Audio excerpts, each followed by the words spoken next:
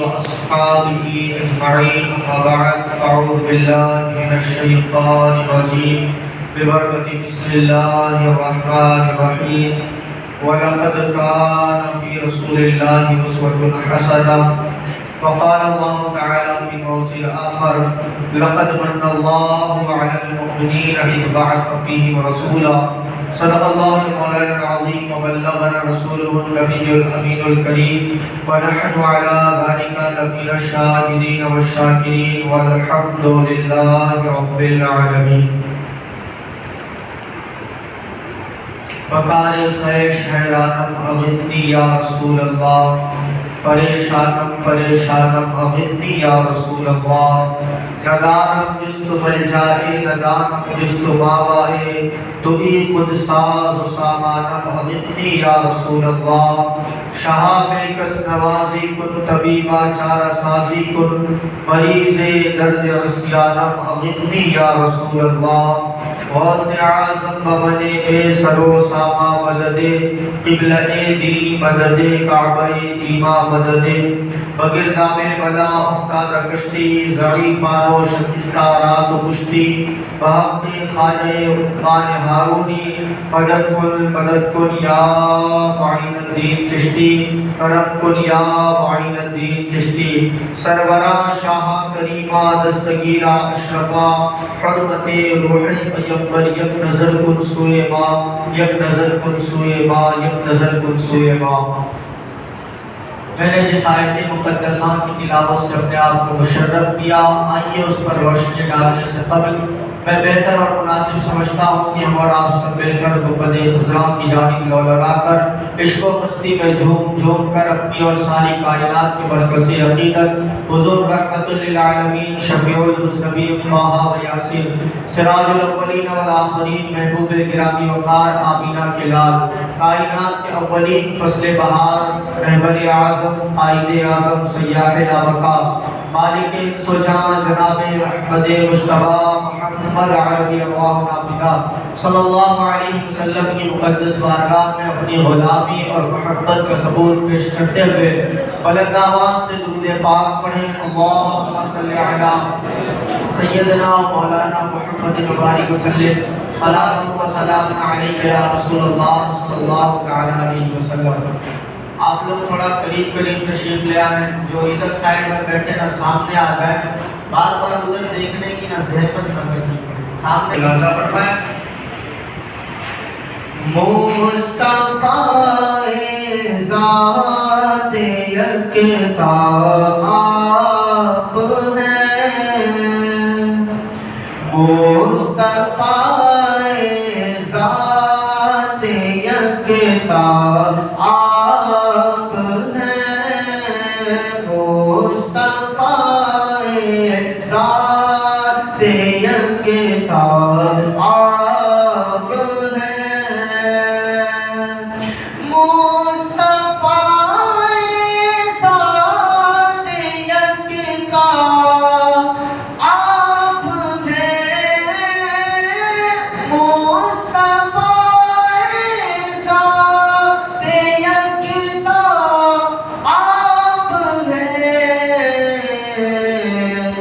یک نے جس کو یک بنایا آپ ہیں، یک نے جس کو یک بنایا آپ ہیں، مصطفیٰ ذات یکتا آپ ہیں.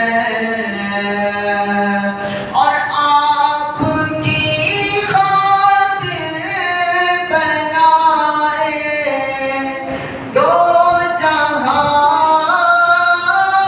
آپ کی خاطر بنائے دو جہاں، اپنی خاطر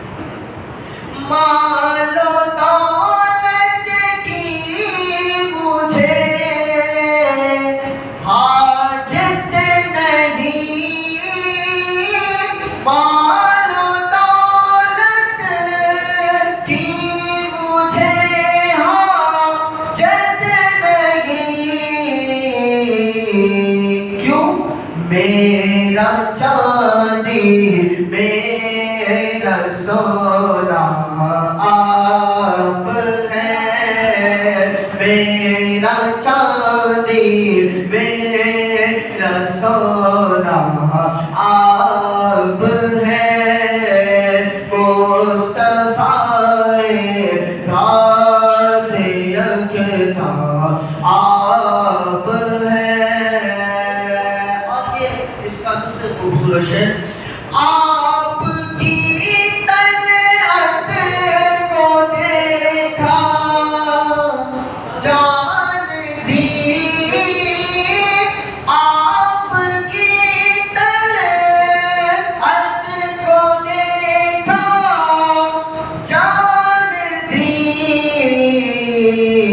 اور قبر میں پہنچا تو دیکھا آپ ہیں، قبر میں پہنچا تو دیکھا آپ ہیں، مصطفیٰ ذات یکتا آپ ہیں، یک نے جس کو یک بنایا آپ ہیں۔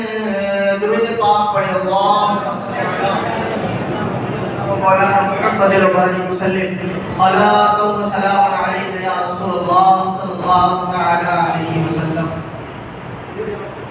حضرت علامہ جامی عبدالرحمن جامی رضی اللہ تعالیٰ فرماتے ہیں، ہزار بار بشویم دہن زمشک و گلاب، ہزار بار بشویم دہن زمشک و گلاب، ہنوز نامے تو گفتن کمال بے ادبیز۔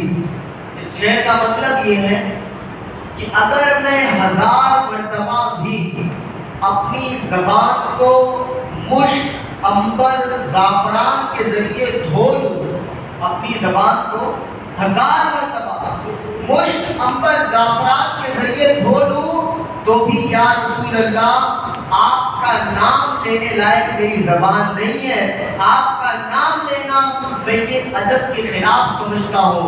میرے عزیز و حضور کے نام کا ادب بڑا کیا جاتا ہے۔ بہرحال پھر سے میں میرے ٹاپک کی طرف لوٹتا ہوں اور اپنے تقریر کو جہاں سے کل سے چھوڑا تھا وہاں سے انشاءاللہ شروع کرتا ہوں، اور اس شعر کے ساتھ، جہاں تاریخ تھا ظلمت کدا تھا سخت کالا تھا، جہاں تاریخ تھا ظلمت کدا تھا سخت کالا تھا، کوئی پردے سے کیا نکلا کہ، تھوڑا اونچا بول دے، کوئی پردے سے کیا نکلا کہ، کوئی پردے سے کیا نکلا کہ گھر گھر میں اجالا تھا، اور میں تو یوں کہتا ہوں کوئی پردے سے کیا نکلا کہ ہر گھر میں اجالا تھا۔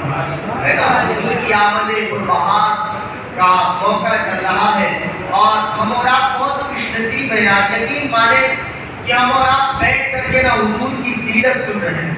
ہمارے بزرگوں کا طریقہ یہی رہا ہے، جتنے بھی بزرگان دین گزرے ہیں، جب سے ربیع الاول شریف کا چاند نظر آتا تھا تب سے لے کر کے 12 دن تک وہ محفلیں سجاتے تھے، حضور کی نعتیں ہوتی تھی، حضور کی سیرت بیان ہوا کرتی تھی، اور الحمدللہ آج ہم اور آپ ادھر ادھر نہ جا کر کے یہاں پر اکٹھا ہو کر کے حضور کی سیرت سماعت کر رہے ہیں۔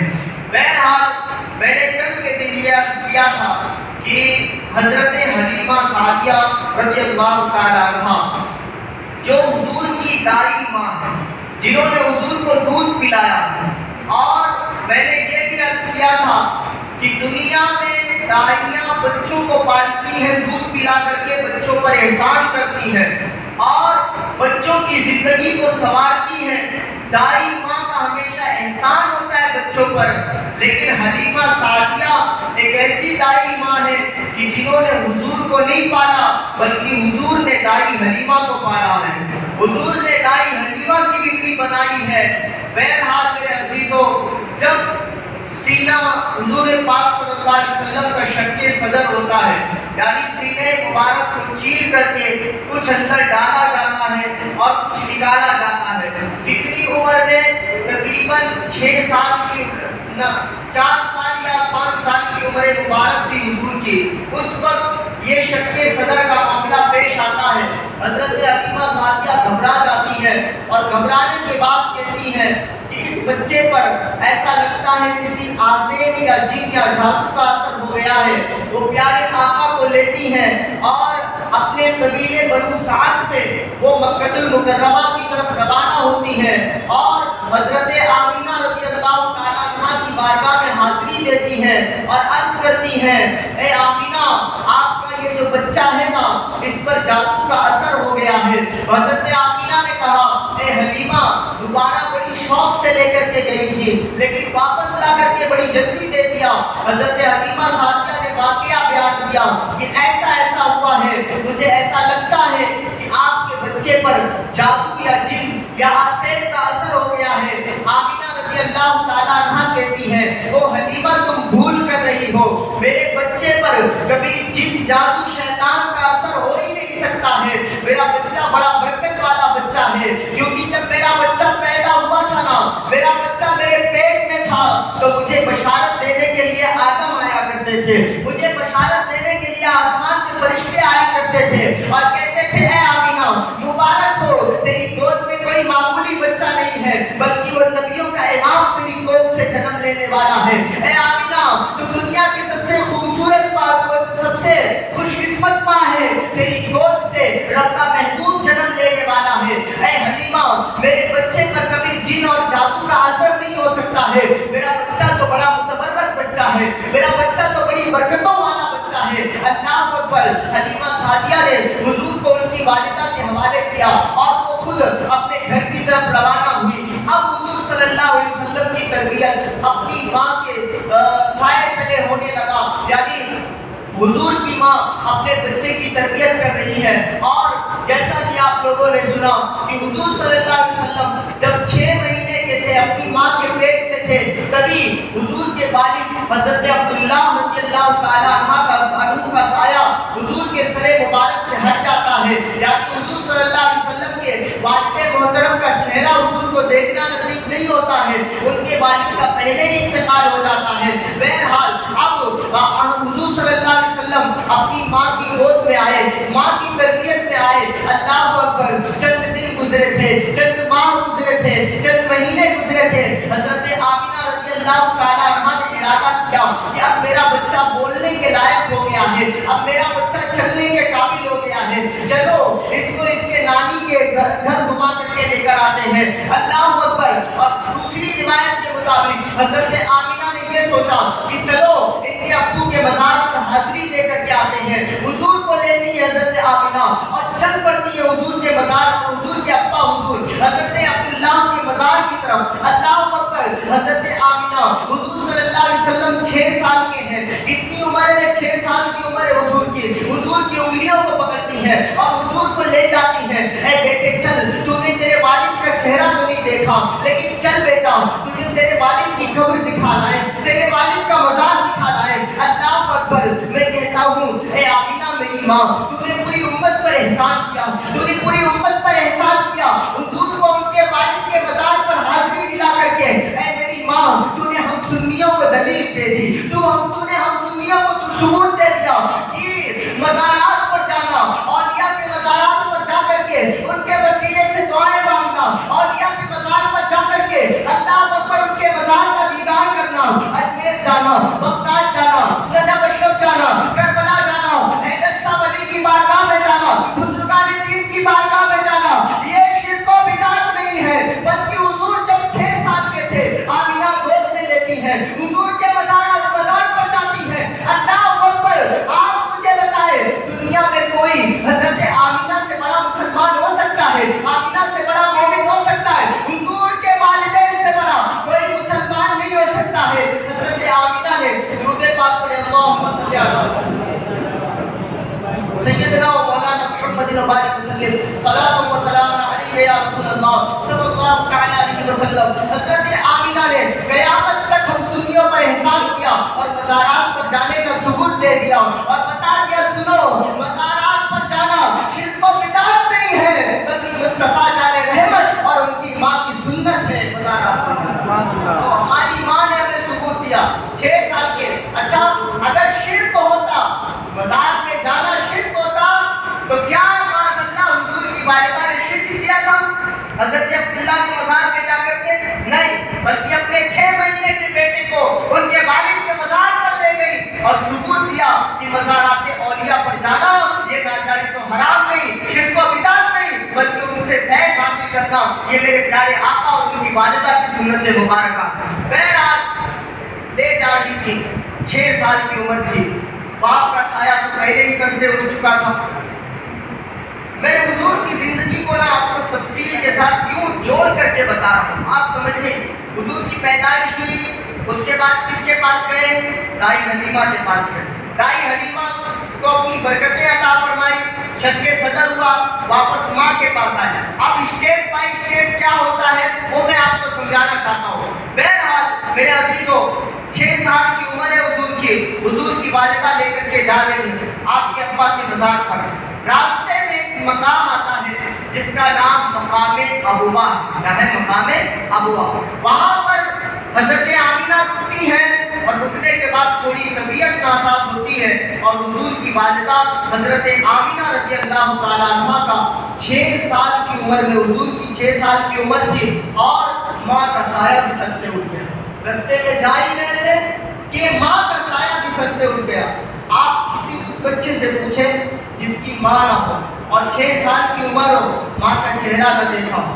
آج ماں چلی جائے تو گھر ویران ہو جاتا ہے. میرے آقا کے باپ کا سایہ تو پہلے ہی سر سے اٹھ چکا تھا. 6 سال کی عمر کیا عمر ہوتی ہے؟ کوئی عمر نہیں ہوتی ہے. حضور کی ماں کا بھی سایہ سر سے اٹھ گیا. اچھا اس میں بھی اللہ کی حکمت، اس میں بھی اللہ کی حکمت. باپ کو پہلے ہی اللہ نے اپنے پاس بلا لیا تاکہ کل چل کر کے حضور پر کسی کا احسان نہ رہ جائے. اس لیے باپ کا سایہ سر سے پہلے ہی، پیدا ہونے سے پہلے اس باپ کا سایہ سر سے اٹھ گیا. 6 سال کی عمر ہوئی، ماں کا انتقال ہو گیا. حضور صلی اللہ علیہ وسلم کے ساتھ ایک جو حضرت عبداللہ حضور کے والد کی جو باندھی تھی جن کا نام حضرت ام ایمن تھا، وہ وراثت میں میرے سرکار کو ملی تھی. کس میں ملی تھی؟ باپ کی وراثت میں ملی تھی. وہ بھی تھی حضرت آمینہ تھی اور حضور صلی اللہ علیہ وسلم تینوں جا رہے تھے. رستے میں حضرت آمینہ کا انتقال ہو گیا. اس وقت نماز جنازہ یا اور دوسری چیزوں کا تدفین کس طریقے سے کی جائے اس کا کوئی حکم نہیں تھا. حضور صلی اللہ علیہ وسلم نے اپنے ننھے ہاتھوں سے اپنی ماں کی قبر تیار کی. ذرا تصور تو کرو اس بچے کے دل پر کیا گزری ہوگی. 6 سال کی عمر ہے میرے سرکار کی، اپنی ماں کی قبر تیار کر رہے ہیں. اپنی ماں کو سلایا اور اوپر سے مٹی ڈالی اور پھر اس کے بعد حضرت ام ایمن حضور کو لے کر کے واپس مکہ آتی ہے اور حضرت عبد المطلب کو پورے سفر کی داستان سناتے ہیں.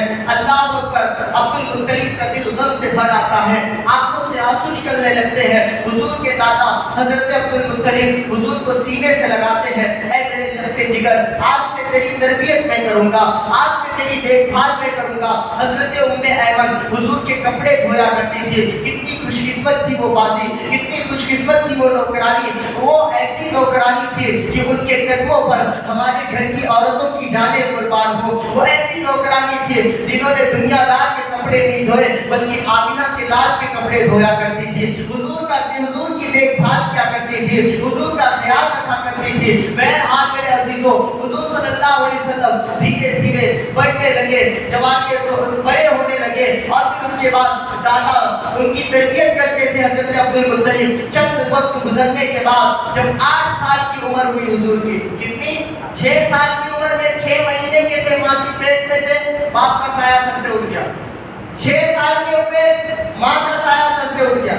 جب 8 سال کے ہوئے میرے سرکار تو پھر آپ کے دادا حضرت عبد المطلب کا بھی سایہ سر سے اٹھ گیا. دادا کا سایہ بھی سر سے اٹھ گیا. حضرت عبد المطلب انتقال کر گئے.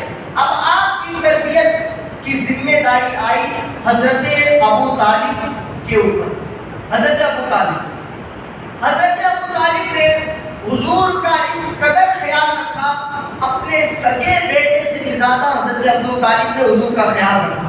حضور سے محبت کی، حضور کی دیکھ بھال کی اور حضور سے محبت کرنے کی وجہ یہ تھی کہ حضور صلی اللہ علیہ وسلم بچپن سے لے کر کے 8 سال کی عمر تک کبھی میرے سرکار نے عام بچوں کی طرح کبھی جھوٹ نہیں بولا.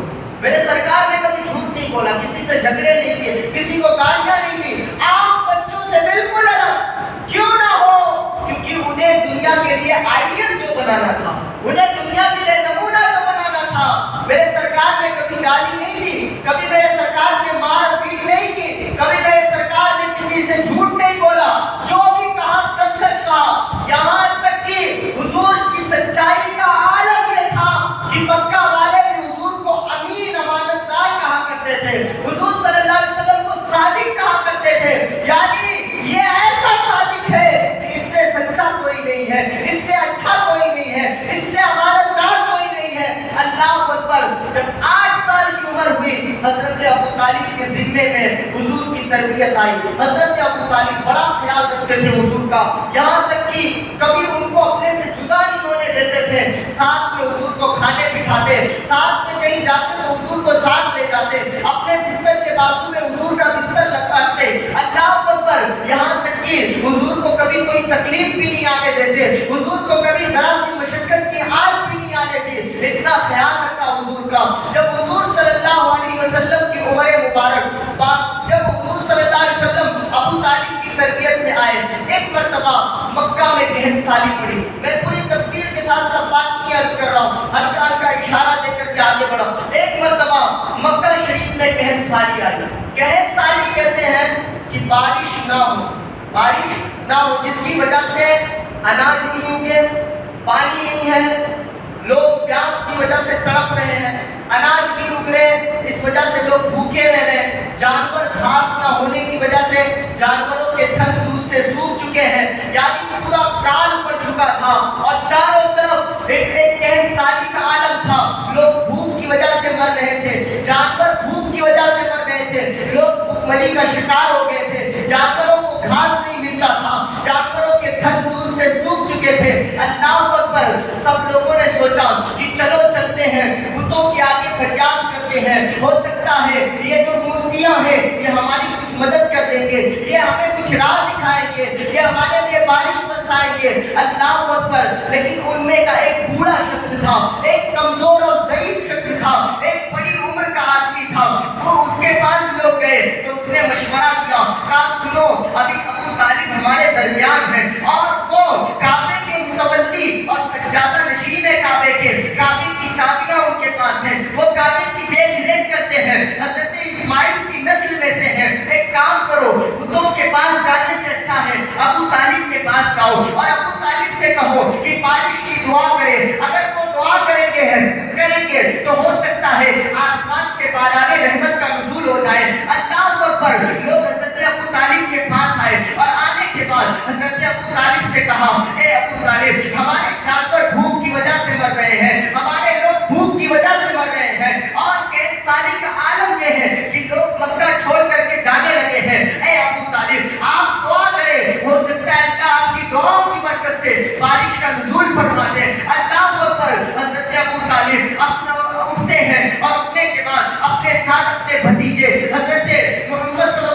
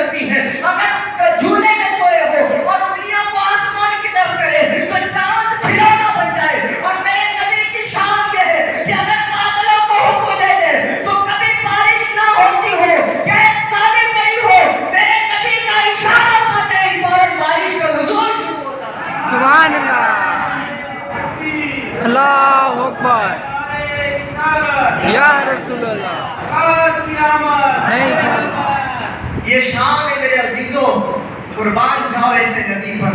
10 سال کی عمر میں بادل کو اشارہ کرے تو باران رحمت کا نزول شروع ہو جائے۔ اور جب ابو طالب رضی اللہ، حضرت ابو طالب جب آپ نے حضور کی شان میں قصیدہ لکھا نا، تو لکھا یہ میرا بھتیجا ایسا ہے نا، اتنا مبارک ہے نا، اتنا مبارک ہے نا کہ اس کے روشن چہرے کو دیکھ کر کے بارش کا نزول ہوا کرتا۔ یہ شان ہے میرے مصطفیٰ کی۔ بہرحال حضور صلی اللہ علیہ وسلم کی عمر شریف جب 12 سال کی ہوئی، کتنی؟ 12 سال کی۔ 12 سال کی عمر میں حضور صلی اللہ علیہ وسلم نے پہلا تجارتی سفر شروع کیا۔ یعنی تجارت، بزنس کو کہتے ہیں، اس کو بزنس حلال طریقے سے، جائز طریقے سے بزنس کیا جائے نا تو یہ بھی میرے سرکار کی سنت ہے۔ اور بزنس کرنا چاہیے اور دین سیکھنا چاہیے، دین سیکھ کر کے بزنس کرنا چاہیے۔ کیونکہ آپ بتاؤ ابو بکر سے بڑا کوئی بزنس مین تھا؟ عثمان غنی سے بڑا؟ ارے اللہ نے انہیں تو سخاوت کا غنی بنایا تھا، ان سے بڑا کوئی بزنس مین تھا؟ نہیں تھا، کوئی نہیں تھا۔ لیکن ان کے پاس دین تھا اور دین کے طریقے پر عمل کر کے بزنس کرتے تھے، اللہ کو راضی کر کے بزنس کیا کرتے تھے، تو اللہ وہ ایک انویسٹ کرتے تھے نا تو اللہ انہیں 700 گنا عطا فرمایا کرتا۔ یہ شان ہے میرے نبی کے صحابہ کی۔ حضور صلی اللہ علیہ وسلم کی عمر شریف جب 12 سال کی ہوئی تو حضرت ابو طالب جو ہے وہ ملک شام تجارت کے لیے جا رہے تھے۔ تو چونکہ بھتیجے سے محبت بہت تھی، پیارے آقا سے پیار بڑا تھا، ابو طالب نے سوچا میں اکیلے نہیں جاؤں گا، میرے بھتیجے محمد کو ساتھ لے کر کے جاؤں گا۔ حضور صلی اللہ علیہ وسلم کو ساتھ لیا اور ساتھ لے کر کے ملک شام کی طرف روانہ ہوئے۔ اب شام سنو میرے مصطفیٰ جانے لگے، ملک شام کی طرف روانہ ہوئے۔ راستے میں ایک مقام آتا ہے جس کا نام بصرہ، کیا ہے؟ بصرہ، ایک مقام کا نام ہے بصرہ۔ وہاں قیام کیا، قیام کرتے ہی وہاں ایک راہب تھا جس کا نام تھا بحیرہ۔ کیا نام تھا؟ بحیرہ راہب۔ جب اس نے حضرت ابو طالب کو آتا ہوا دیکھا اور آتے ہوئے دیکھ کر کے حضرت ابو طالب کو تو پہلے سے پہچانتا تھا، اس نے ابو طالب کو بلایا اور بلانے کے بعد کہا سنو آج میں آپ کی مہمان نوازی کرنا چاہتا ہوں۔ اس راہب نے توریت، انجیل، بڑی بڑی کتابوں کا، آسمانی کتابوں کا وہ عالم تھا، جانکار تھا۔ اس نے ابو طالب کو کہا آج میں آپ کی دعوت کرنا چاہتا ہوں۔ اس نے دعوت کی، حضور صلی اللہ علیہ وسلم کی دعوت کی، حضور کے چچا ابو طالب کی دعوت کی، اور دعوت کے بعد ابو طالب کو ایک کونے میں لے کر گئے اور لے جانے کے بعد کہا سنو اب یہیں سے نا مکہ واپس چلے جاؤ۔ کیا؟ یہیں سے مکہ واپس چلے جاؤ، اپنا جو بھی تجارت کا سامان ہے جو بھی لے کر کے آئے ہو بیچنے کے لیے یہیں پر بیچ دو، یہاں سے آگے نہ جاؤ، یہیں سے واپس چلے جاؤ۔ ابو طالب حیران ہو گئے، یہ واپس جانے کے لیے کیوں کہہ رہا ہے؟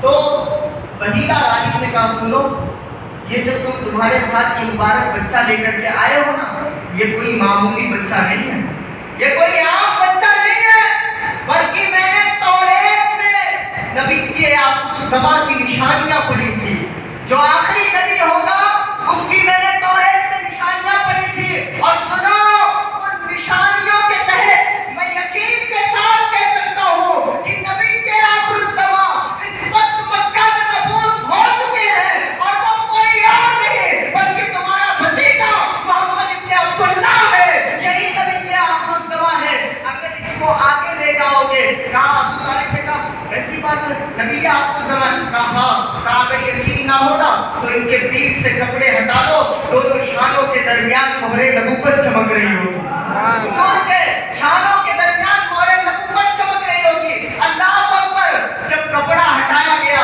تو صحیح میں سچ مچ دیکھا گیا کہ حضور کے دونوں شانوں کے درمیان یعنی کندھے کے بیچ میں اللہ نے مہر نبوت رکھی ہوئی تھی۔ وہ کہتا ہے سنو یہاں سے آگے نہ جاؤ، کیونکہ ملک شام میں یہودیوں کی آبادی ہے، ملک شام میں عیسائیوں کی آبادی ہے، اگر انہیں پتہ چل جائے گا کہ نبی آخر الزمان آ چکے ہیں تو وہ انہیں شہید کر دیں گے، وہ انہیں شہید کرنے کے ڈر میں ہیں، وہ انہیں شہید کر دیں گے۔ تم ایک کام کرو یہاں سے واپس لے کر کے جاؤ۔ اللہ اکبر! ذرا تصور تو کرو میرے نبی کی شان کیا ہے، اللہ نے آدم کو بھیجا تو کہہ کر کے بھیجا اے آدم تجھے بھیج رہا ہوں میرے نبی کا میلاد پڑھنے کے لیے بھیج رہا ہوں اے نوح میرے نبی کا میلاد پڑھنے کے لیے بھیج رہا ہوں شیش میرے نبی کا میلاد پڑھنے کے لیے بھیج رہا ہوں زکریا میرے نبی کا میلاد پڑھنے کے لیے بھیج رہا ہوں یحییٰ میرے نبی کا میلاد پڑھنے کے لیے بھیج رہا ہوں 1,24,000 کم و بیش 2,24,000 نبیوں کو بھیجا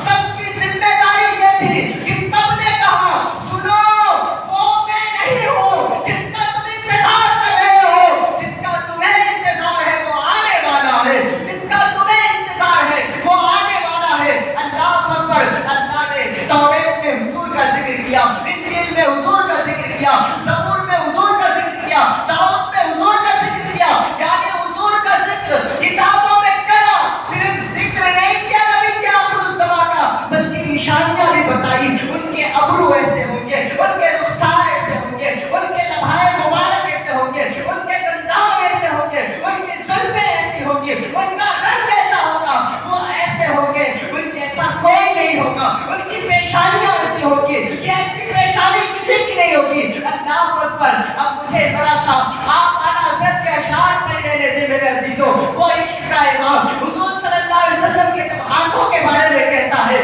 تو یوں عرض گزار ہوتا ہے ہاتھ جسم کو اٹھا غنی کر دیا موڑے موجے پہلے سماحت ملا کو سلام وہ امام جب حضور کے کانوں کے بارے میں کہتا ہے تو کیوں کہتا ہے کانے نالے کرامت دور و نزدیک کے سننے والے وہ کون کانے نالے کرامت ملا کو سلام وہ امام جب حضور کی پیشانیوں کی بات کرتا ہے تو کیوں کہتا ہے جس کے ماتھے شفاعت کا سہرا رہا اس زمین سعادت ملا کو سلام جب نبی کے معراج کی بات کرتا ہے تو کیوں کہتا ہے اللہ اکبر شب اسرا کے دولہا پہ قائم درود نوش بزم جنت پہ لاکھوں سلام جب وہ نبی کے ولادت کی بات کرتا ہے تو کیوں کہتا ہے جس سہانی گھڑی جب کا طیبہ کا چھاگ اس دل افروز سعادت پہ لاکھوں سلام اللہ اکبر جب حضور کے انگلیوں کے بارے میں بات کرتا ہے تو کیوں کہتا ہے انگلیاں ہے فیض پر ٹوٹے ہیں پیاسے جھوم کر انگلیاں ہے فیض پر ٹوٹے ہیں پیاسے جھوم کر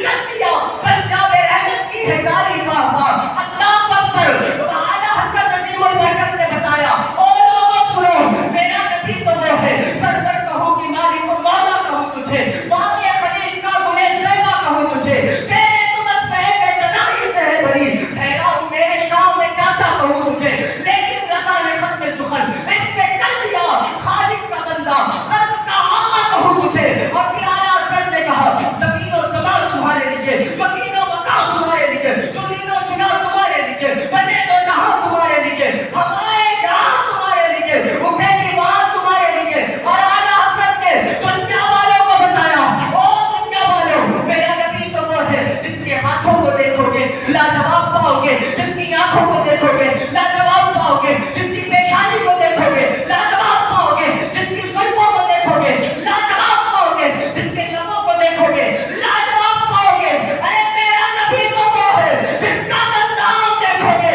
لاجواب پاؤ گے اور خاندان دیکھو گے لاجواب پاؤ گے سبحان اللہ اللہ اکبر یا رسول اللہ مرحبا میرے نبی کی شان بڑی نرالی ہے راتیں کم ہو جائیں گی باتیں ختم نہیں ہوں گی ہاں یہ شان ہے اعلیٰ حضرت فرماتے ہیں نا سب سے اعلیٰ وہ اعلیٰ ہمارا نبی سب سے اعلیٰ وہ اعلیٰ ہمارا سب نبی سے اعلیٰ وہ اعلیٰ ہمارا نبی خلق سے اولیاء اولیاء سے رسول اور رسولوں سے اعلیٰ ہمارا نبی سب چمک والے اجلوں میں چمکا کیے اندھے شیشوں میں چمکا ہمارا نبی ارے کون دیتا ہے دینے کو منہ چاہیے دینے والا ہے سچا ہمارا نبی دینے والا ہے سچا ہمارا نبی انہی سے لو لگاؤ انہی سے سب کچھ کہو انہی سے اپنا دکھ بیان کرو انہی سے دکھوں کا آرام ہے انہی سے دل کو سکون ہے انہی سے دل کو چین ہے بہرحال یہ شان ہے میرے محبوب کی کہ اللہ نے کتابوں میں بھی ان کا تذکرہ فرمایا بہرحال حضرت ابو طالب کو فکر ہونے لگی میرے نبی کی واپس لے آئے مکہ شریف جب میرے سرکار آئے اور میرے حضور صلی اللہ علیہ وسلم کی اب میں پوری تفصیل کے ساتھ حلف الفضول بیان کرنا تھا، ایک معاہدہ ہوا تھا، لیکن اتنا وقت نہیں ہے کہ میں وہ بھی بیان کروں۔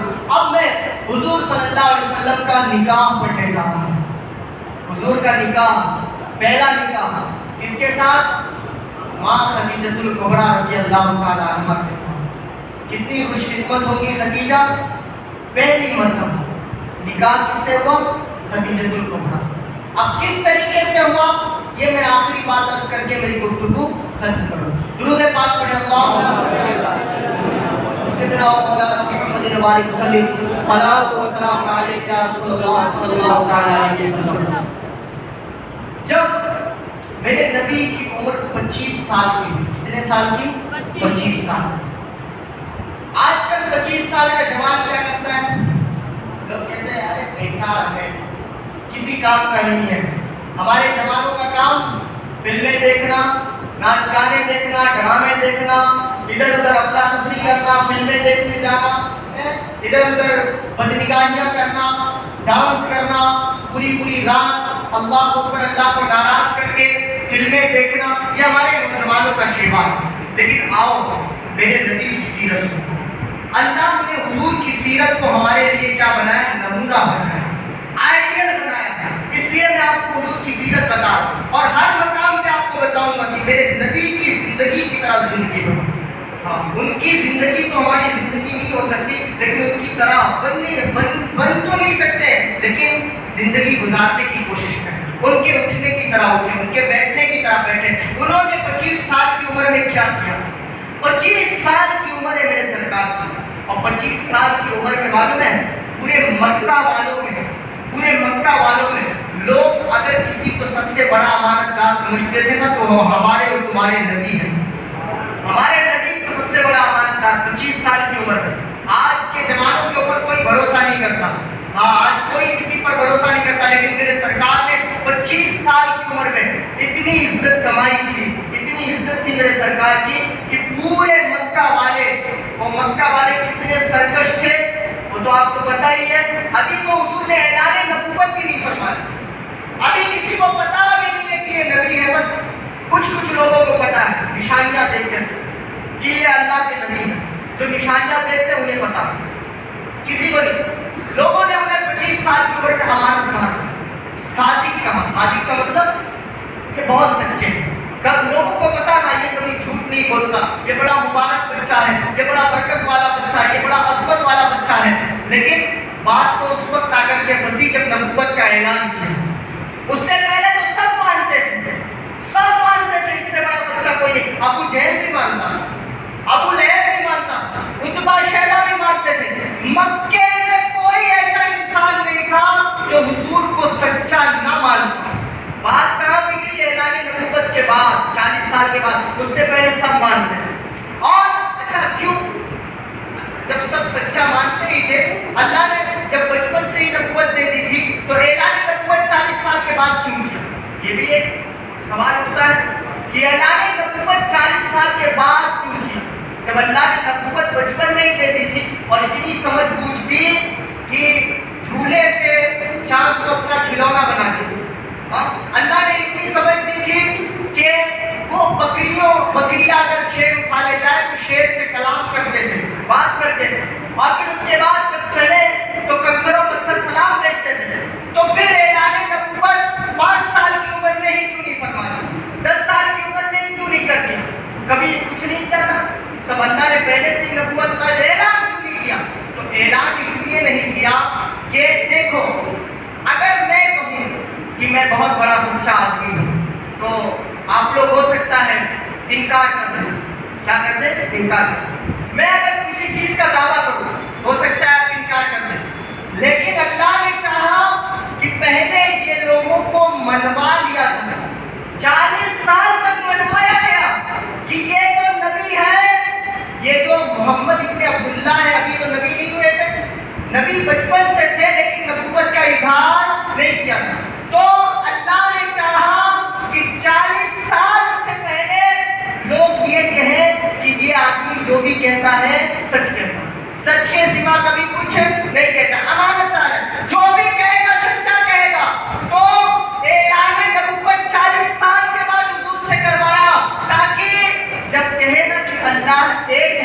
تو پھر یہ اپنی باتوں سے مکر نہ سکے. یہ کہے گا کہ یہ سچا ہے, صادق ہے, بات ماننی پڑے گی, اور اس نے جو بھی کہا ہے سچ کہا ہے. تو آج جب یہ کہے گا اللہ ایک ہے تو لوگ مانیں گے. اس لیے پہلے منوایا تھا کہ حضور سچے ہیں, نبوت کا اعلان بعد میں کرایا گیا تاکہ اب انکار کرے کہ یہ خود کا خود سمجھے. تم نے تو سنی نے تو سچا مانا تھا نا, اب کیوں انکار کر رہے ہو, اب بھی مانو, ہے نا. تو پہلا حضور صلی اللہ علیہ وسلم 25 سال کی عمر میں دور دور تک چرچے ہونے لگے میرے نبی کہ یہ آدمی بڑا سچا ہے, بڑا امانت دار ہے, اس کے جیسا کوئی نہیں, اس کی طرح کوئی نہیں, بڑا اعلیٰ ہے, بڑا اشرف ہے, عبد المطلب کا پوتا, بڑی عزتوں والا ہے, بڑا امانت دار ہے. اچھا, جب چرچے ہونے لگے چاروں طرف تو حضرت خدیجہ الکبریٰ رضی اللہ تعالیٰ عنہا, ہماری مومنوں کی ماں خدیجہ الکبریٰ, جن کے پیٹ سے حضور صلی اللہ علیہ وسلم کی جتنی اولادیں ہیں, ایک چھوڑ کر کے حضرت ابراہیم کو چھوڑ کر کے جتنی اولادیں ہیں حضرت خدیجہ ہی کے بدن مبارک سے پیدا. اور یہاں تک کہ میں کہتا ہوں نا, ایک سید صاحب کا ایک جملہ یاد آتا ہے مجھے کہ حسن و حسین نوجوانان جنت کے سردار. کیا ہے؟ نوجوانان جنت کے سردار, یعنی جتنے جوان ہیں سب کی جنت حسن و حسین کے قبضے میں. یعنی حسن و حسین سب کے سردار ہے, جنتی جوانوں کے سردار ہے. اور جنتی جوانوں کی جو سردار ہے یعنی حسن و حسین, ان کی جنت کس کے قدم کے نیچے؟ سیدہ فاطمہ الزہرا کے قدموں کے نیچے. سیدہ فاطمہ الزہرا کے قدموں کے نیچے حسن و حسین کی جنت ہے. جو نوجوانان جنت کے سردار ہیں ان کی جنت فاطمہ کے قدموں کے نیچے, اور فاطمہ کی جنت خدیجہ الکبریٰ کے قدموں کے نیچے ہے. فاطمہ کی جنت خدیجہ کے قدموں کے نیچے ہے. یہ شان ہے خدیجہ الکبریٰ کی. وہ حضرت فاطمہ سیدہ کی ماں ہے اور مومنوں کی ماں ہے, ام المومنین ہے. بہرحال وہ حضرت خدیجہ الکبریٰ کا پہلے ہی 2 نکاح ہو چکا تھا. کتنا؟ 2 نکاح. ایک شوہر کا انتقال ہوا, دوسرے سے نکاح ہوا, دوسرے کا بھی انتقال ہوا, اور حضرت ماں خدیجہ الکبریٰ کی 40 سال کی عمر ہو چکی تھی. کتنی؟ 40 سال عمر ہو چکی. اور حضور کی عمر 25 سال. حضور کی عمر 25 سال, خدیجہ الکبریٰ کی عمر 40 سال. آج کا کوئی نوجوان کر سکتا ہے جو حضور نے کیا وہ آج کا کوئی جوان کر سکتا ہے؟ کوئی نہیں کر سکتا. یہی تو عجیب بات ہے نا کہ جو میرے سرکار کر کے دکھائے وہ پھر کوئی کر نہیں سکتا. بہرحال میری سرکار کو امت کو تعلیم دینی, کیا دینا تھا؟ امت کو تعلیم دینی تھی اور بیواؤں کو مقام عطا کرنا. بہرحال حضور کی عمر 25 سال کی. خدیجہ الکبریٰ کے 2 نکاح پہلے سے ہی ہو چکے ہیں. ایک سے نکاح ہوا, شوہر کا انتقال ہو گیا, دوسرے سے نکاح ہوا, شوہر کا انتقال ہو گیا, اور دونوں سے 2 بیٹے تھے. کتنے؟ یعنی 4 بیٹے پہلے ہی تھے خدیجہ الکبریٰ کے. 4 بیٹے تھے, 2 شوہروں سے نکاح ہوا تھا, اور 3 بڑی مالدار, بڑی دولت والی, بہت مالدار, اور اس وقت کی بڑی بزنس مین مانی جاتی تھی سیدہ خدیجہ الکبریٰ. اور اتنی پاک دامن تھی کہ ان کے پاک دامنی کا پورا عرب گواہ تھا. اتنی پاک دامن تھی. اب ہو بھی کیوں نہ, حضور کی بیوی بن کر آنے والی تھی, حضور کی شریک حیات بننے والی تھی, بڑی پاک دامن. 40 سال کی ہو گئی تھی, پورے عرب والے ان کی پاک دامنی کی قسم کھایا کرتے تھے. بہرحال دولت تھا, بہت زیادہ اللہ نے نوازا تھا. ان کو تلاش تھی کسی ایسے انسان کی جو ان کے مال کو امانت کے ساتھ ملک شام لے جائے اور بیچ کر کے امانت کے ساتھ لے کر کے آئے. حضرت خدیجہ الکبریٰ نے دیکھا چاروں طرف کون ہو سکتا ہے ایسا, تو ان کی نگاہ جا کر کے ٹکی میرے پیارے آقا صلی اللہ علیہ وسلم, حضور پر جا کر کے ان کی نگاہ ٹکی, اور انہیں پتا تھا کہ یہ بہت امانت دار ہے. اپنے غلام کو بلایا, ان کے غلام کا نام تھا میسرہ. کیا نام تھا؟ میسرہ. میسرہ کو بلایا, بلانے کے بعد کہا سنو ایک کام کرو, جا کر کے محمد ابن عبداللہ سے جا کر کے بات کرو اور ان سے کہہ دو کہ وہ میرا مال ملک شام لے کر کے جائے, اور میرا مال وہ ملک شام لے کر کے جائیں گے تو میں دوسروں کو جتنا دیتی تھی اس سے ان کو دوگنا مال دوں. یعنی 1 گنا اگر کسی کو دیتی تھی تو اس کا 2 گنا میں انہیں دوں گی اگر وہ میرا مال ملک شام لے جائیں گے.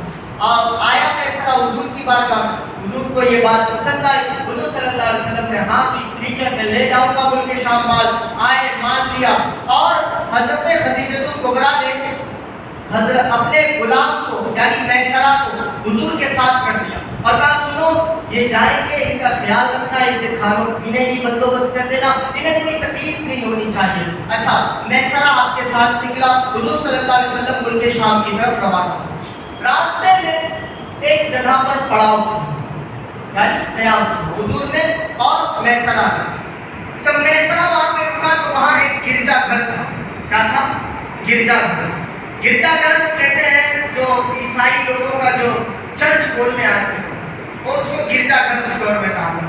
گرجا گھر تھا، وہاں کے سامنے ایک پیڑ لگا ہوا تھا اور وہ پیڑ ہی نشانی تھی، وہ پیڑ ہی کیا تھی؟ نشانی تھی۔ اب حضور صلی اللہ علیہ وسلم میسرہ کو چلا کے کہیں اور اس نے اپنا پڑاؤ کیا دوسری جگہ، اور حضور صلی اللہ علیہ وسلم جا کر کے اس پیڑ کے نیچے آپ نے قیام کیا، پیڑ کے نیچے ہی قیام کیا۔ اچھا پیڑ کے نیچے قیام کیا، سامنے جو راہب تھا اس کا نام تھا مستورہ۔ کیا نام تھا؟ مستورہ۔ غلام کا نام میسرہ، راہب کا نام مستورہ۔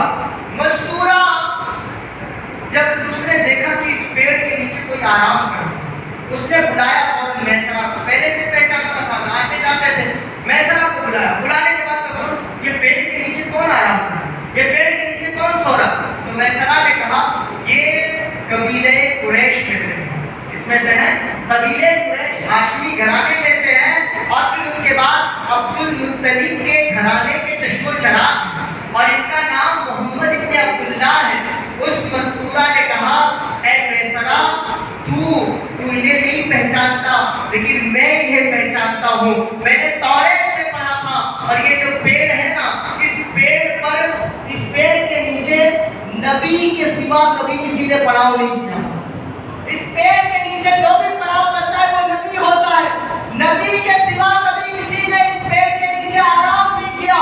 اور سن میں یہ بات یقین کے ساتھ کہتا ہوں کہ تیرے ساتھ تیری مالکین کا جو مال لے کر کے آیا ہے نا وہ کوئی اور نہیں ہے بلکہ وہی نبی آخر الزمان ہے، وہی نبی آخر الزمان ہے۔ اور سن میں اگر اس وقت تک کاش میں زندہ رہتا جب یہ اپنی نبوت کا اعلان کرتے میں ان کے قدموں پہ اپنی جان قربان کر دیتا، اپنی نبوت کا یہ اعلان کرتے میں ان کے قدموں پہ اپنی جان قربان کر دیتا۔ کاش اللہ مجھے اتنی لمبی عمر دے۔ اے میسرہ ان کا خیال رکھنا، ان کو کوئی تکلیف نہ ہونے دینا۔ اللہ اکبر۔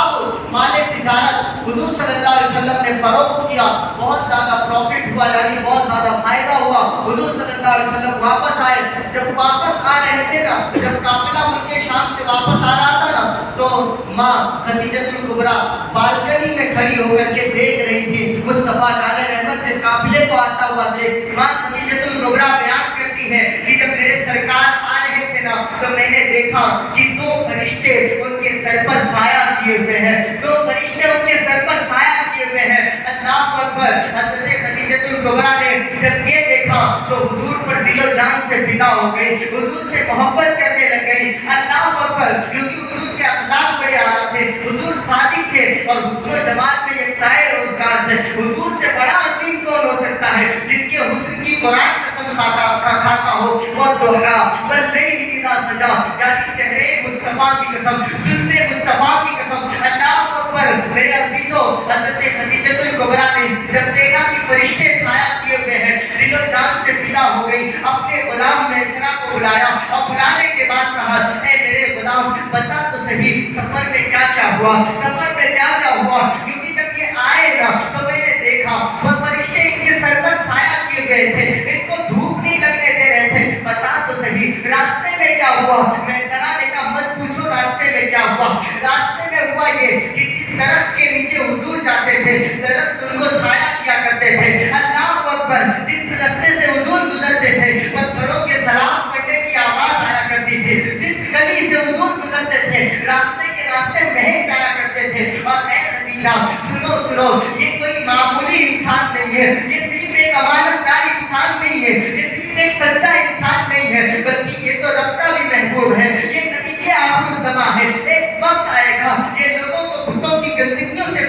گا، یہ کعبے کو بتوں سے آزادی دلائے گا، یہ نبی آخر الزمان ہے، انہی کا انتظار سب کر رہے ہیں، انہی کا انتظار راہب کر رہے ہیں، انہی کا انتظار لوگ پلکے بچھا کر کے کر رہے ہیں، انہی کا انتظار مدینے والے کر رہے ہیں۔ جب خدیجہ الکبریٰ نے اتنا سنا تو ارادہ کر لیا اب نکاح کریں گے تو انہی سے کریں گے، اب زندگی گزاریں گے تو انہی کے ساتھ گزاریں گے۔ حالانکہ اس سے پہلے حضرت خدیجہ کو بڑے بڑے لوگوں کے رشتے آ چکے تھے، بڑے بڑے لوگوں کے مانگے آ چکے تھے، لیکن حضرت خدیجہ یہ کہہ کر کے بات ٹال دیتی تھی کہ اب میری 40 سال عمر ہو چکی ہے، میرے 4 بچے ہیں، میرے 2 شوہر کا انتقال ہو چکا ہے، اب مجھے نکاح نہیں کرنا، اب میں اکیلی زندگی گزاروں گی۔ لیکن جب مصطفیٰ کو دیکھا اپنا فیصلہ بدل دیا، جب حضور کو دیکھا اپنا فیصلہ بدل دیا، اور حضور صلی اللہ علیہ وسلم کے بارے میں اور جاننے کے لیے حضور کی پھوپھی کو بلایا، کہا بتاؤ نا تمہارے بھتیجے کے بارے میں تو بتاؤ، کیسے ہیں، کیا کرتے ہیں، کس طریقے سے رہتے ہیں۔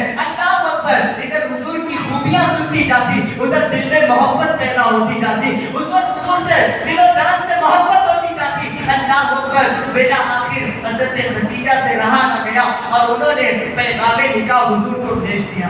کیا کیا؟ پیغام نکاح بھیج دیا۔ وہ میرے جوانوں، آج فون پر رات بھر بات کرنے والوں، اگر پسند آ جائے نا کوئی تو اسلام نے محبت کو ناجائز و حرام قرار نہیں دیا۔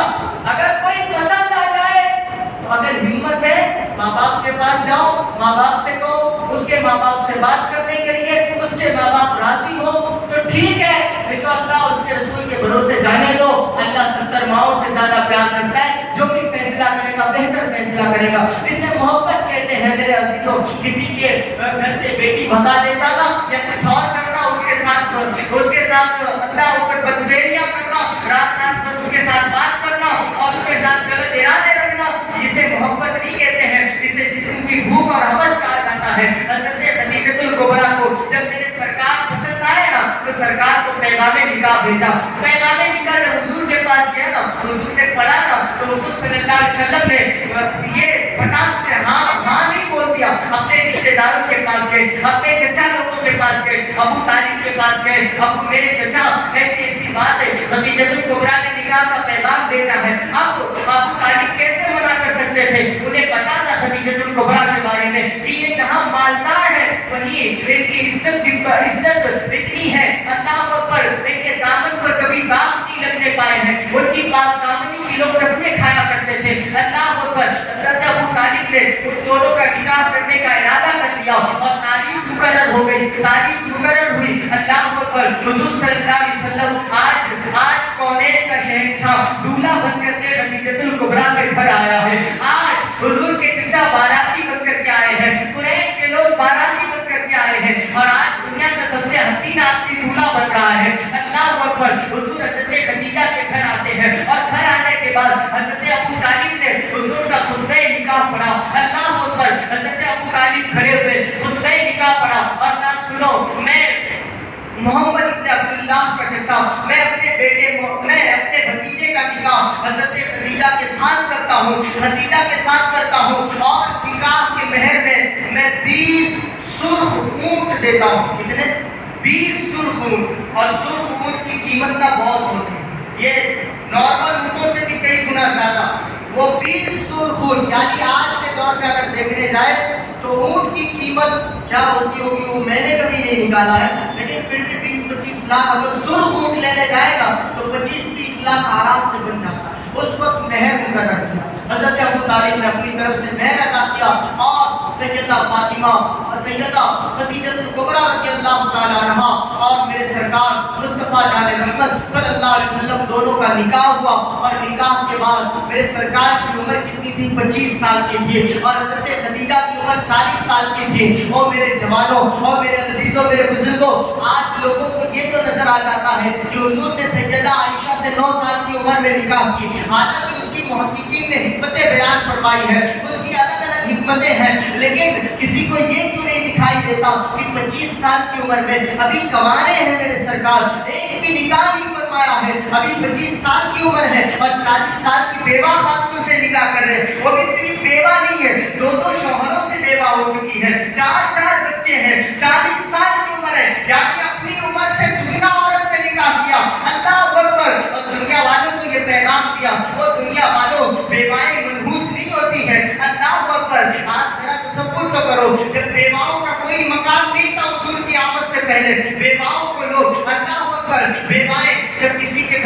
کی پیدائش ہوتی تھی تو بیوہ اس کو گھٹ گھٹ کے مرتی تھی. اللہ اکبر. جب کسی کی ڈولی اٹھتی دیکھتی تھی تو بیوہ کے دل کے ارمان مر جایا کرتے تھے. لیکن میرے سرکار نے بیواؤں کو عزت عطا فرمائی. آج لوگ کہتے ہیں بیٹی پڑھاؤ بیٹی بچاؤ, عورت کو عزت عطا کرو. جو عورت کو عزت 1450 سال پہلے میرے نبی نے عطا فرمائی ہے وہ کوئی نہیں عطا کر سکتا ہے. یہ شان مصطفیٰ جان رحمت کی. میرے نبی نے صرف حکم نہیں کیا اپنے امتیوں کو, اپنے امتیوں سے اگر کہا کہ بیواؤں سے نکاح کرو, بیواؤں کا سہارا بنو, تو صرف کہہ نہیں دیا. آج کل کے لوگوں کی طرح آج کل کوئی بڑا عہدیدار ہوگا وہ کہہ دے گا آپ ایسا کیا کرو, آپ نماز پڑھا کرو, خود اس کی نمازوں کا ٹھکانہ نہیں ہے. وہ کہے گا جھوٹ مت بولا کرو, وہ دن میں نہ جانے کتنے جھوٹ بولتا ہے. وہ کہے گا دھوکہ مت دیا کرو, وہ دن میں نہ جانے کتنے لوگوں کو دھوکہ دیتا ہے. آج کل ایسے ایسے لوگ نماز کی بات کرنے آ جاتے ہیں جن کی نمازوں کا کوئی ٹھکانہ نہیں رہتا ہے. اے نا میرے عزیزو, آج کل اشارہ دے رہا ہوں, ایسے بہت سارے لوگ گھوم رہے ہیں جن کی خود کے گریبان میں جھانک کر کے نہیں دیکھتے, دوسروں پر انگلیاں اٹھانے کی کوشش کرتے ہیں. میرے سرکار کی زندگی پڑھو. میرے سرکار نے پہلے بیوہ سے نکاح کیا اور دنیا کو کر کے دکھایا, اس کے بعد لوگوں سے کہا ہے لوگوں اس پر عمل کرو. پہلے خود جھوٹ نہیں بولا, پھر لوگوں سے کہا ہے لوگوں جھوٹ مت بولو. میرے سرکار نے پہلے خود اللہ کی بارگاہ میں سجدہ کیا, پھر لوگوں سے بتایا اے لوگوں اللہ کی بارگاہ میں سجدہ کرو. میرے نبی نے پہلے کر کے بتایا دنیا والوں کو. بہرحال میرے عزیزوں, یہ میرے نبی کی زندگی کا مشن ہے. اور آج میں ایک بات کرنا چاہتا ہوں, آج ہمارے پڑوس میں ہمارے گھروں میں نہ جانے کتنی ایسی بیٹیاں ہیں کہ وہ بیوہ ہو چکی ہیں. پتہ نہیں, آپ اپنے رشتہ داروں میں نظر گھمائیے گا, اپنے پڑوسیوں میں نظر گھمائے گا, اگر ایسی عورتیں کہیں نظر آئیں نا تو ان کی بددعائیں نہ لیں, ان کو راضی کر کے راضی خوشی ان کی عدت پوری ہو جائے, ان کا دوسرا نکاح کر دیں. کیونکہ میاں بیوی یہ زندگی کے ساتھی ہوتے ہیں. ایک وقت ایسا آتا ہے کہ سب ساتھ چھوڑ دیتے ہیں, بیٹے بھی ساتھ چھوڑ دیتے ہیں, بیٹوں کی بیویاں بھی ساتھ چھوڑ دیتی ہیں نا, لیکن اس وقت شریک حیات ہی ساتھ دیتا ہے, اس کی بیوی ہی ساتھ دیتی ہے, بڑھاپے کا سہارا اس کی بیوی بنتی ہے. اس لیے میرے عزیزوں, آج کل نہ جانے کتنی 25-30 سال کی بیوائیں ہیں, قسم سے ان کا نکاح نہیں ہوتا. آپ ذرا تصور کرو, ان کے دل کے ارمان ان سے پوچھنے جاؤ. ہاں, وہ تو شرم میں کچھ نہیں بولے گی, لیکن یاد رکھنا اگر ہم گھر کے ذمہ دار ہیں, اگر ہم بڑے ہیں تو ہماری ذمہ داری بنتی ہے, ورنہ اس کا وبال ہمارے سر پر آئے گا. اس لیے بیواؤں کا خیال رکھیں, ہو سکے تو کوئی بھی ہو تو اس کے گھر والوں کو, ذمہ داروں کو سمجھانے کی کوشش کریں کہ بھلے اللہ کی جو مرضی ہوئی, بیوہ ہو گئی تو کیا ہوا, اب اس کا دوسرا نکاح کر کے پھر سے اس کی زندگی بسا دی جائے, پھر سے اس کے سر پر اللہ اکبر, اس کے سر پر سہاگ کا سہرا سجا دیا جائے. بہرحال میرے عزیزوں, تو حضور نے پیغام دیا کہ بیواؤں کا بھی کوئی مقام ہے. بہرحال میرے عزیزوں, میری گفتگو یہیں پر سمیٹتا ہوں, اور کل سے انشاءاللہ یہاں سے آگے میری گفتگو بڑھانے کی کوشش کروں گا. اور آپ لوگ, بہت شکریہ آپ لوگوں کا, اتنا دیر تک آپ بیٹھے. چونکہ میں لمبا ٹاپک لے کر کے چلا تھا, اور اب چونکہ وقت قریب آتا جا رہا ہے اور باتیں بھی بہت زیادہ ہیں, تو انشاءاللہ تھوڑا ٹائم لگ جائے تو اس کے لیے دل سے معذرت چاہتا ہوں, ہے نا. آپ لوگ سمجھ میں آتی ہے نا حضور کی سیرت؟ ہاں, تو یہ تھوڑا بلند آپ سے میرے سبحان اللہ, یا رسول اللہ, یا رسول اللہ کی سیرت سنیں اور عمل کر لیں. میرے جوانوں, حضور نے 25 سال کی عمر میں اتنی عزت کمائی تھی. آپ بھی گلی نکڑ ادھر ادھر گھومنے سے اچھا ہے, آوارہ گردگی کرنے سے اچھا ہے, اپنی زندگی کا کچھ پلان کرو, اپنا فیوچر پلان کرو, اپنے آگے اپنے مستقبل کو دیکھو, اپنے آگے کی زندگی دیکھو. آج آپ کی عمر ہے, آپ کو شاید ادھر ادھر گھومنا اور فالتو گریاں کرنا, چوک میں ان کی برائیاں کرنا, موج اور مستی کرنا شاید آج بہت مزہ آتا ہے نا, لیکن جس دن ذمہ داریوں کا بوجھ سر پہ پڑا نا, اس دن ساری مستیاں نکل جائیں گی, اور اس دن پھر کہو گے کہ کاش اسکول چلا گیا ہوتا, کاش مدرسہ پڑھ لیا ہوتا, کاش کچھ سیکھ لیا ہوتا, کاش کچھ فیوچر کی پلاننگ کر لیا ہوتا نا تو اچھا ہوتا. اس لیے آج وقت ہے اور آج سنبھلنے کا وقت ہے, آج کچھ کر لو, ورنہ کل جب ذمہ داریوں کا بوجھ آئے گا نا تو بہت پریشان ہوگے. میرے نبی کی زندگی کو اپنا آئیڈیل بناؤ, کسی اداکار کی زندگی کو آئیڈیل نہ بناؤ. میرے سرکار نے جھوٹ نہیں بولا, انشاءاللہ ہم بھی جھوٹ نہیں بولیں گے. میرے سرکار نے مار پیٹ نہیں کی, ہم بھی مار پیٹ نہیں کریں گے. میرے سرکار نے لوگوں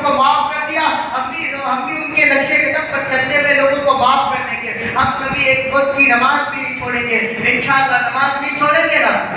ہاں فجر کی نماز کی بھی پابندی کریں گے نا انشاءاللہ. ہاں یار نیت کریں. ابھی نیت کر کے سو گئے کہ فجر کی نماز پڑھنی ہے تو انشاءاللہ پوری رات نفل نماز پڑھنے کا اللہ ثواب عطا فرمائے. بس یہی میں میری گفتگو ختم کرتا ہوں. وما علینا الا البلاغ. السلام علیکم ورحمۃ اللہ وبرکاتہ. کھڑے ہو جائیں. السلام علیکم.